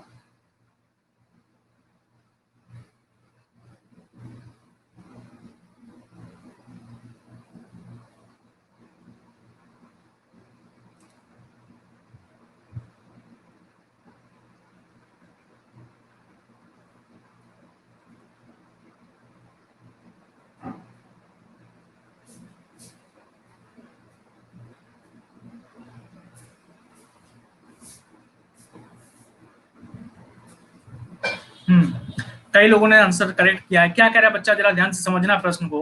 उसने बोला है कथन में क्या सरकार की पूर्व अनुमति के बिना सरकार को सभी राजनैतिक और धार्मिक जुलूसों पर प्रतिबंध लगा देना चाहिए। ये उसने हमसे स्टेटमेंट में बोला है। क्या सरकार की पूर्व अनुमति के बिना सरकार को सभी राजनीतिक और धार्मिक जुलूसों पर प्रतिबंध लगा देना चाहिए। अच्छा, इसके कुछ लोग पक्ष और विपक्ष में बोलेंगे। बच्चा, पक्ष में क्या बोला गया? कह रहा है हाँ, अक्सर जुलूसों की वजह से दंगे होते हैं। ये बात व्यक्ति ने पक्ष में बोली, ठीक है। चलो एक बार मान भी लें कि जुलूसों की वजह से दंगे होते हैं, तो दूसरे वाले स्टेटमेंट को जरा ध्यान से पढ़ो। कह रहा है कि नहीं, एक लोकतांत्रिक देश में यह मानव अधिकारों के खिलाफ है। अब जरा पहले वाले पर चलो बच्चा। जितनी भी राजनीतिक जुलूस निकलते हैं या धार्मिक जुलूस निकलते हैं, क्या हर जुलूस में दंगा ही दंगा होता रहता है? क्या हर जुलूस में दंगा होता है? क्या हर राजनीतिक जुलूस में, क्या हर धार्मिक जुलूस में दंगा होता है? क्या नहीं। कभी कभी स्थितियां ऐसी बन जाती हैं कि किसी धार्मिक या राजनीतिक जुलूस में दंगा हो सकता है, और जरूरी नहीं कि दंगा धार्मिक या राजनीतिक ही हो। कई बार बेवजह भी दो पक्षों में दंगा हो जाता है, क्षेत्रीय दंगा हो जाता है, बिरादरी का, जातिगत दंगा हो जाता है कि नहीं? जरूरी तो नहीं है ना ऐसा, ठीक, जरूरी तो नहीं है ऐसा। तो कि भैया केवल जो है राजनीतिक और धार्मिक जुलूसों के आधार पर ही दंगा होता है। तो पहला वाला जो बोल रहा है वो कि जहां जुलूसों की वजह से दंगे होते हैं, ये निश्चित तौर पे सही नहीं बोल सकते ना। पहला वाला निश्चित तौर पे सही नहीं बोल सकते। अगर नहीं बोल सकते तो पहले वाले को बच्चा हटा दिया, गलत कर दिया। दूसरा वाला क्या बोल रहा है बच्चा? कह रहा नहीं, एक लोकतांत्रिक देश में यह मानव अधिकारों के खिलाफ है। भारत या कोई भी एक लोकतांत्रिक देश, ठीक है, वहां पर व्यक्ति को अपनी बात अपने तरीके, अपने ढंग से कहने का अधिकार है, और अगर आप उसके ये अधिकार को छीनते हैं तो ये उसके अधिकारों का हनन हो जाएगा, ठीक है, उसके अधिकारों के खिलाफ होगा। और ये बिल्कुल भी सही नहीं है किसी भी सभ्य समाज या सभ्य सरकार या सभ्य देश के अंतर्गत उसके रहने वाले नागरिकों के लिए। तो सेकंड वाली बात जो बोली गई है वो बात सही है, ये मानव अधिकारों के खिलाफ है, जबकि पहली वाली बात गलत है। तो प्रश्न का सही उत्तर क्या हो जाएगा? B would be the right answer of this question. आ गया समझ में जितने लोगों ने गलत किया था? बहुत सारे ऐसे ऑप्शंस होते हैं हम सफर, ठीक है, क्षेत्रीय दंगा या जातिगत दंगा या मॉब लिंचिंग, बहुत सारी चीजें, केवल राजनीतिक या धार्मिक नहीं होते, ठीक। अगले प्रश्न पर चलते हैं बच्चा। ये रहा आपके सामने, जरा उत्तर बताओ, कितने ट्रायंगल हैं? बताओ। 50 सेकंड का समय दे रहे हैं।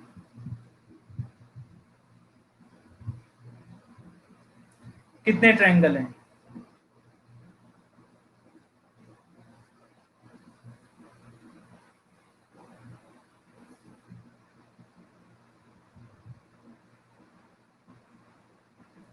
ट्रिक भी लगेगी, मैनुअल भी होगा, सारी चीजें एप्लीकेबल हैं क्वेश्चन में।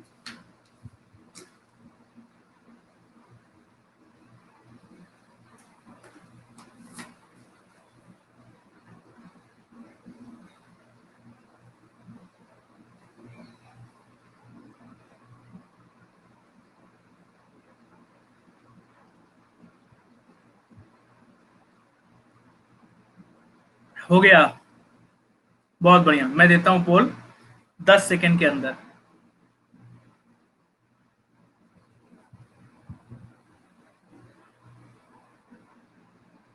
और ये रहा आपके सामने पोल, बताइए उत्तर क्या आएगा?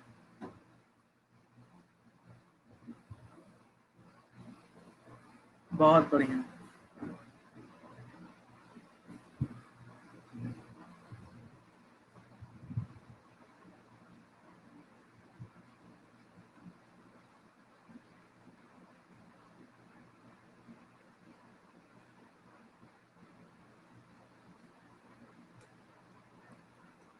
49% लोगों ने सही किया है इस प्रश्न का उत्तर, यानी 24। और बहुत सारे ऐसे नाम जिन्होंने सही करके हमको खुशी दी कि हाँ चलो इस बच्चे से ये क्वेश्चन सही होने लगे। बहुत अच्छा। जरा देखो बच्चा क्या दिख रहा है हमारे सामने। ये जो हमारे सामने फिगर दिख रहा है बच्चा, इस फिगर को अगर ध्यान से देखो तो मैंने आपको बताया है अगर ऐसा फिगर है तो आपको ट्रायंगल गिनने के लिए बोला जाए। ठीक है, हाँ समझ गए। अगर ट्रायंगल गिनने को बोला जाए तो कैसे गिनना है, तो मैंने आपको क्या बताया था, 1 2 3 एंड 4 जितने बॉक्सेस हैं बॉक्सेस की गिनती कर लो, और जो अंतिम संख्या आएगी उसमें 2 का गुणा, यानी 4 × 2, ये कितना आ गया बच्चा, 8 आ गया। ठीक, आ गया 8। ये 8 ट्रायंगल तो बच्चा हमको केवल यहां से मिल रहे हैं। अब जरा इसमें और देखो, ये आपको एक और एक्स्ट्रा मिल रहा है कि नहीं। ठीक है, ये जो स्क्वायर बॉक्स दिया गया उसके अंदर ये भी तो ट्रायंगल है कि बच्चा नहीं है, तो 1 और 2 यहाँ कितने मिलेंगे, 3। और बच्चा वैसे ही 3 आपको यहाँ पर भी मिलेंगे कि नहीं मिलेंगे, ये भी तो 3 मिलेंगे ना आपको। ठीक, और अगर भैया यहाँ पर भी 3 मिलेंगे तो कितना हो गया, 1 + 3, 1 + 2 3 एंड 1 + 2 3, तो बच्चा 6 और हो गए। ठीक, ठीक है। अच्छा, इसके बाद और आगे बढ़ते हैं तो बच्चा हमको ये भी ट्रायंगल मिल रहा है कि नहीं मिल रहा है, जरा ये देखो, ये बाहर वाला ट्रायंगल ये भी मिल रहा है ना हमको। यहाँ पर बच्चा कितने मिलेंगे, 3 हमको यहाँ पर भी मिलेंगे। उसी प्रकार से बच्चा ये भी तो हमको मिल रहा है ना, 3 हमको यहाँ पर भी तो मिलेंगे, तो बच्चा 6 और, तो प्लस का 6 और कर दिया। बच्चा ये 20 ट्रायंगल हो गए, 4 और ट्रायंगल मिल रहे हैं। जिन लोगों ने गलत कर दिया उन्होंने 4 जो ट्रायंगल नहीं गिने, मैं गिना दिखाता हूँ कौन कौन से 4 ट्रायंगल मिल रहे हैं बच्चा। एक ये मिल रहा है ट्रायंगल, ट्रायंगल नंबर 1, सिमेट्रिकली एक ट्रायंगल ये मिल रहा है ट्रायंगल नंबर 2, और बच्चा यही 2 ट्रायंगल आपको यहाँ पर भी तो मिल रहे हैं कि नहीं मिल रहे हैं, मिल रहे हैं ना। यानी इन 4 ट्रायंगल्स को तो मैनुअली काउंट करना था, बाकी के 20 ट्रायंगल ट्रिक से काउंट हो जाते आपके। तो प्लस का 4 और लिखोगे और कुल ट्रायंगल कितने निकल करके आएंगे बच्चा, 24 निकल करके आएंगे हमारे प्रश्न का उत्तर। आया समझ में, जिन 50% लोगों ने गलत किया था। ठीक है, देखो फिगर काउंटिंग के क्वेश्चन में डायरेक्ट क्वेश्चन मिल जाए जो ट्रिक से हो जाए ऐसा बहुत कम होता है। ट्रिक और मैनुअल दोनों चीजें आपको करनी पड़ती हैं। अगर एक एक करके मैनुअली गिनेंगे तो समय लगेगा, लेकिन 20 ट्रायंगल डायरेक्टली ट्रिक से काउंट हो गए बच्चे। 4 तो गिने जा सकते हैं ना मैनुअली। ठीक है, अगला प्रश्न बच्चा ये रहा आपके सामने, जल्दी से इसका उत्तर बताओ। ये अंतिम क्वेश्चन है आज की क्लास का नयन, लास्ट क्वेश्चन सिलोगिज्म का। जरा देखो और बताओ क्या आएगा उत्तर। इसके बाद रितेश जी कोई क्वेश्चन पूछ रहे हैं, क्या क्वेश्चन है जरा उसको भी देख लिया जाए।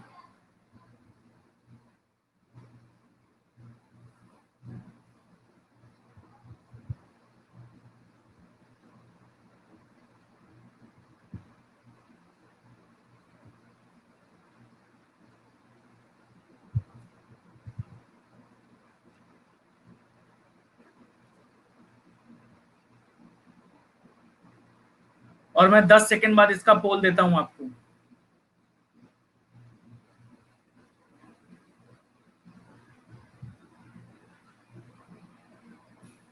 ये रहा आपके सामने पोल, उत्तर बताइए।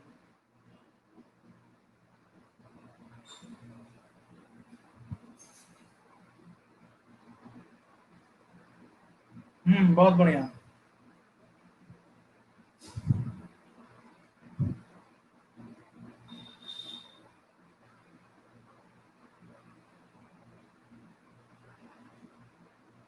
ऑप्शंस ऊपर नीचे लिखे हुए हैं साची।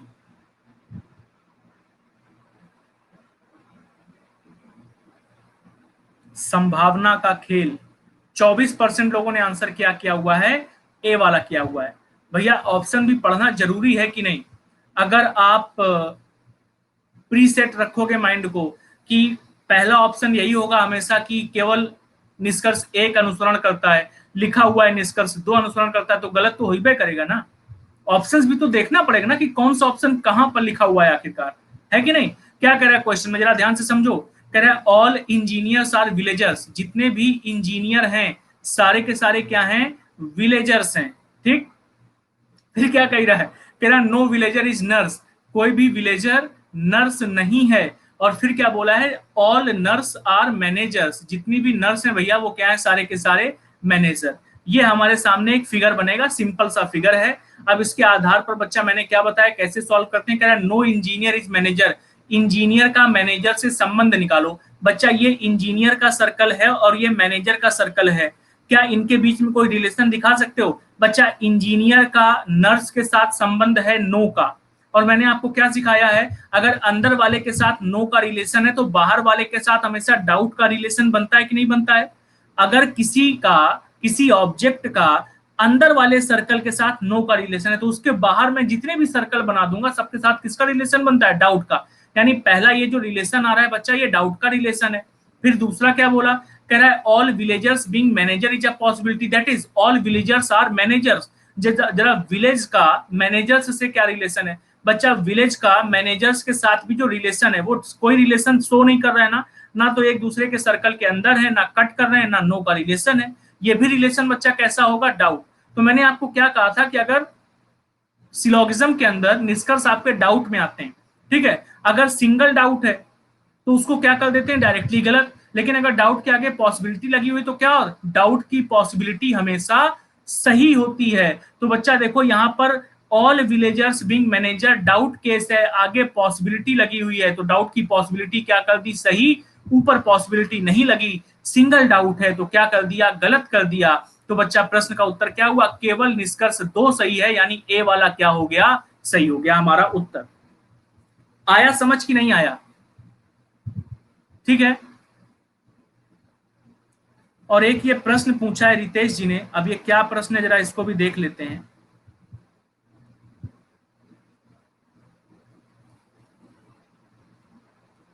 इसको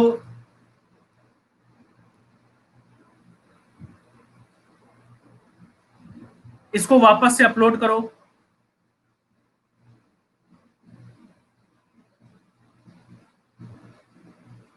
रितेश इसको वापस से अपलोड करो, ये हो नहीं रहा है।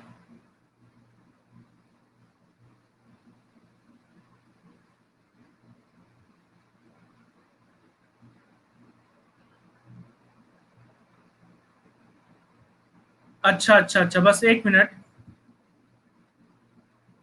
ये ऐसे टाइप का प्रश्न अपलोड हो रहा है, क्या कह रहा है भैया? इनमें से किस विद्वान ने यह तर्क दिया कि पूंजी ने अल्प। रितेश क्या आप क्लास में हो बच्चा? क्या क्लास में हो? अगर हो तो एक बात बताओ, ये कौन टाइप का प्रश्न लेके आया बच्चा? ये रीजनिंग का प्रश्न है क्या? किस विद्वान ने यह तर्क दिया है कि, हाँ ये जीएस का प्रश्न है, किस विद्वान ने यह तर्क दिया कि पूंजी ने अल्प विकास पिछड़ेपन को इसलिए नहीं बनाया कि इसने अल्प विकसित दुनिया का शोषण किया, अपितु इसलिए कि इसने इसका पर्याप्त शोषण नहीं किया। ये बच्चा ये इकोनॉमिक्स का प्रश्न है, भारतीय राज्य अर्थव्यवस्था का और वैश्विक अर्थव्यवस्था का प्रश्न है। ठीक है, और वैश्विक अर्थव्यवस्था के जो महारथी लोग हैं, ये बिल वॉरेन या जॉफ्री के या पॉल बैरॉन लेनिन, ये इन्होंने ऐसा, इनमें से किसी एक व्यक्ति ने ये हमारे सामने ऐसी एक बात बताई। बच्चा ये जीएस का प्रश्न है, रीजनिंग का नहीं है। यहां हम रीजनिंग आपको समझाएंगे, ठीक है। खैर, अब मैं लीडर बोर्ड आपको दिखा देता हूं इसी प्रश्न के लिए, इसके बाद बाकी लोग अपनी अपनी क्लास में जाएं। और जो नए हैं वो 2 मिनट के लिए उठना, मैं उनको क्लासेस के बारे में बता दूं। बस इतना ध्यान रखो कि भैया आप लोगों के बार बार आग्रह करने के बाद सुबह 9:30 बजे से लेकर के 11 बजे तक कंप्यूटर्स बेसिक प्लस फंडामेंटल का क्लास स्टार्ट हुआ है प्लस में। आप इस क्लास को ज्वाइन कर सकते हैं अगर सब्सक्राइबर हैं, और सब्सक्राइबर नहीं है तो DC10 रेफरल कोड का इस्तेमाल कर सकते हैं। आज आप में से बहुत सारे लोग आए थे सुबह कंप्यूटर की क्लास में, और उम्मीद है उन सभी चीज लोगों को आज कुछ नया सीखने को मिला होगा कंप्यूटर में। नंबर सिस्टम कंप्यूटर्स का जो बहुत सदियां निकल जाती हैं समझने में, समझे में नहीं आता कि आखिरकार चल क्या रहा है, दो का गुणा भाग क्या क्या करना पड़ता है, वो आज 1-1.5 घंटे क्लास में मैंने आप लोगों को सिखा दिया था। ठीक है, और कल पहले उन्हीं का प्रैक्टिस करेंगे और कल दूसरा चैप्टर स्टार्ट करेंगे कंप्यूटर्स का, that is software plus hardware fundamentals. ठीक, अब मैं इसी प्रश्न के लिए आपको पोल देता हूं, बाकी लोग अपनी अपनी क्लासेस में जाएं, और कुछ लोग रुकना जो नए हैं केवल, जिनको मैं क्लासेस के बारे में बताना चाहता हूं। ये भैया पोल है, जल्दी से पोल एक बार कर दो, मैं लीडर बोर्ड दिखा दूं आप लोगों को।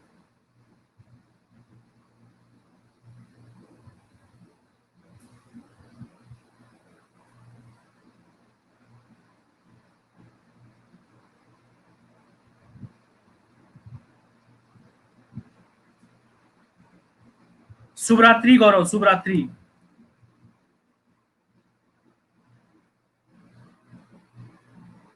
नमस्ते दीपांशु जी। भैया ये रहा लीडर बोर्ड। हनुमान ने किया है आज टॉप, गजब का खेल खेला आज हनुमान ने, टॉप किया। दूसरे पर महिमा, उसके भी 13 क्वेश्चन सही है 14 में से। शिवालिका के सही है 11, रियू के भी 11, और बाकी अजय, प्रांजलि, साची, ज्योति के 10-10 क्वेश्चन सही है, ठीक है। और इसके बाद उदय तथा हुड्डा जी के 8-8। यह है आज के लीडर बोर्ड की स्थिति। आप सब लोगों के पास लीडर बोर्ड का रिजल्ट आ गया होगा। अब जितने लोगों का क्लास है वो लोग जा सकते हैं अपनी अपनी क्लासेस में। शुभ रात्रि आप सभी को, टेक केयर, ध्यान रखना अपना अपना आप लोग। और कल सुबह 9:30 बजे फिर से मुलाकात करते हैं कंप्यूटर की क्लास में, ठीक है। और बाकी जितने नए लोग हैं बस 1 मिनट का मुझे समय देना आप, मैं आपको क्लासेस के बारे में बता दूं जितने नए लोग हैं, ठीक है। मेरी 2 क्लासेस चलती हैं यूपीपीएससी कैटेगरी के अंतर्गत। बच्चा सुबह 9:30 बजे से 11 बजे तक क्लास चलती है, ठीक है। ये कौन सी क्लास होती है? प्लस क्लास, ठीक। और दूसरी क्लास कौन सी चलती है? शाम को 7 बजे से लेकर के 8 बजे तक। ये स्पेशल क्लास होती है, दैट इज फ्री, आप इसको कभी भी ले सकते हैं, ठीक। Good night everyone, good night, good night, ठीक है। आप इसको कभी भी ले सकते हैं। ये जो सुबह क्लास चलती है 9:30 से 11, ये प्लस की क्लास है। इस क्लास को लेने के लिए आपको क्या करना पड़ेगा? दोनों ही क्लासेस को लेने के लिए, दोनों क्लासेस का आपके पास टाइम से क्लास शुरू होते ही मैसेज आ जाए तो आपको फॉलो करना होगा। सबसे पहला काम फॉलो कर लीजिएगा मुझे यानी कि DC मिश्रा। आप अपनी अनअकैडमी लर्निंग ऐप पर सर्च करिएगा DC मिश्रा, मेरा प्रोफाइल आ जाएगा, वहां पर फॉलो का बटन दबा दीजिएगा और मैं फॉलो होने लगूंगा आपके द्वारा। और मैं जितनी भी क्लासेस लेता हूं हर क्लासेस का लिंक आपके पास पहुंच जाया करेगा आपके ऐप के माध्यम से, ठीक है। अब उसके बाद अगर आपको प्लस की क्लास लेनी है, ये बच्चा शाम को 7 बजे कौन सी क्लास होती है? रीजनिंग की। कैसी? स्पेशल क्लास, प्रैक्टिस सेशन होता है रीजनिंग का। किस किस एग्जाम के लिए? यूपी के हर एग्जाम के, यानी यूपी पीएससी और यूपी ट्रिपल एससी के हर एग्जाम के लिए, ठीक है। एसएससी के हर एग्जाम के लिए, रेलवे के हर एग्जाम के लिए, यानी इतने एग्जामों के लिए बच्चा ये प्रैक्टिस सेशन चलता है। सफिशिएंट क्वेश्चंस आपको हर रोज मिलेंगी, ठीक। 1 घंटे की क्लास, और ये फ्री ऑफ कॉस्ट होती है। इसके लिए आपको किसी तरह के सब्सक्रिप्शन की आवश्यकता नहीं, ठीक है। डिटेल्ड में रीजनिंग कहाँ पढ़ते हैं?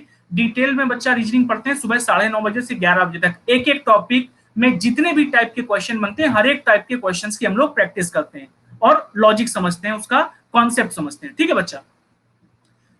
रीजनिंग इसमें कल तक चला है। अगला बैच जो रीजनिंग का स्टार्ट हो रहा है वो कब स्टार्ट हो रहा है बच्चा? 5 अक्टूबर को। जब आप मेरे प्रोफाइल पर जाएंगे तो आपको नजर आएगा 5 अक्टूबर से स्पेशली यूपीएसआई के लिए एक बैच स्टार्ट हो रहा है। 5 अक्टूबर, टाइमिंग सेम 9:30 से 11। अभी अगले 15 दिनों तक स्टार्टिंग फ्रॉम टुडे एक कंप्यूटर का क्रैश कोर्स है, जिसमें कंप्यूटर के बेसिक प्लस फंडामेंटल, यानी वो क्वेश्चन कंप्यूटर के जो आपके यूपी के एग्जाम में या रेलवे के या एसएससी के एग्जाम में जीएस के सेक्शन में पूछे जाते हैं। जनरल साइंस का या जीके का जो सेक्शन होता है ना, उसमें अगर आपसे 50 क्वेश्चन पूछता है बच्चा, तो उसमें से 50 क्वेश्चन में 2 से 3 या 5 क्वेश्चन किसके होते हैं? कंप्यूटर विषय के होते हैं, क्योंकि कंप्यूटर सामान्य जानकारी के अंतर्गत आता है, सामान्य अध्ययन के अंतर्गत आता है, ठीक। और कई बार हम जब उस चीज को नेग्लेक्ट कर देते हैं, नहीं पढ़ते हैं, तो फिर वो 5 क्वेश्चन या 4 क्वेश्चन हमसे छूट जाते हैं। और ये एक एक क्वेश्चन बच्चा आपकी रैंकिंग में फर्क डालता है। आपको एक एक क्वेश्चन सॉल्व करना है, खासकर जीएस का, ठीक है। और कंप्यूटर अगर थोड़ा सा ध्यान लगा करके पढ़ लोगे तो उसके 5 क्वेश्चन आप सॉल्व कर सकते हो। तो ये कंप्यूटर का बच्चा एक क्रैश कोर्स सुबह 9:30 बजे से 11 बजे तक आपने शुरू किया है, ठीक है। इसके लिए बच्चा अगर आप प्लस के सब्सक्राइबर हैं ऑलरेडी, तो आप 9:30 से 11 इस कोर्स पेज को ज्वाइन कर सकते हैं, ठीक है। कोर्स पेज को ज्वाइन कर सकते हैं, इनरोल करके 9:30 पर कल मिलेंगे। आज पहला टॉपिक कराया था, कल दूसरा टॉपिक कराएंगे और पहले टॉपिक को कल रिवीजन करेंगे, ठीक है। अच्छा, अगर आप सब्सक्राइबर नहीं है तो उसके लिए बच्चा आप क्या कर सकते हैं? रेफरल कोड का यूज कर सकते हैं। क्या है रेफरल कोड? DC10। इस रेफरल कोड का आप इस्तेमाल कर सकते हैं। इस रेफरल कोड का इस्तेमाल करने से क्या होगा? यदि आप सब्सक्रिप्शन लेते हैं, कितने महीने का? 3 का, या फिर 6, या फिर 12 महीनों का, या फिर 24 महीनों का सब्सक्रिप्शन लेते हैं, तो 3 महीने की फीस कितनी है? लगभग 3500 रुपए। 6 महीने की 5600, 12 महीने की कितनी? 7000, 24 महीने की कितनी है? करीब 8400 रुपए। और अगर आप ये रेफरल कोड का इस्तेमाल कर लेंगे बच्चा, तो इसमें आपको सभी तरह के जितने भी महीने का आप सब्सक्रिप्शन लेंगे, आपको 10% का ऑफ मिल जाएगा। यानी अगर आप 12 महीने का सब्सक्रिप्शन लेंगे तो फीस 7,000 नहीं, कितनी पड़ेगी? 6300 रुपए, 6,300 रुपए। 6 महीने का अगर सब्सक्रिप्शन लेंगे तो कितने पड़ेंगे? 5,040 रुपए। ठीक, यानी इससे आपका जो सब्सक्रिप्शन का रेट है वो कम हो जाएगा, फी कम हो जाएगी। ठीक, और कैसे फीस को कम कर सकते हैं? जो बच्चा आप स्पेशल क्लासेस लेते रहते हैं, आप कभी अपने ऐप को प्रोफाइल पे जाकर के देखिएगा, वहां पर आपको क्रेडिट्स मिलते हैं क्वाइंस के रूप में। क्या मिलते हैं? क्रेडिट्स क्वाइंस के रूप में। ठीक, तो आप क्या करिए, जैसे ही आप रेफरल कोड को यूज करते हैं ना DC10 को, वैसे आप क्रेडिट्स को यूज करेंगे तो यहां से मैक्सिमम 10% का ऑफ आपको और मिल जाएगा। ठीक है, यानी 6300 कितना, 630 और कम हो जाएगा, 5700 करीब का आपका सब्सक्रिप्शन पड़ जाएगा। ठीक, तो और सब्सक्रिप्शन जरूरी क्यों है बच्चा? रोड मैप के लिए।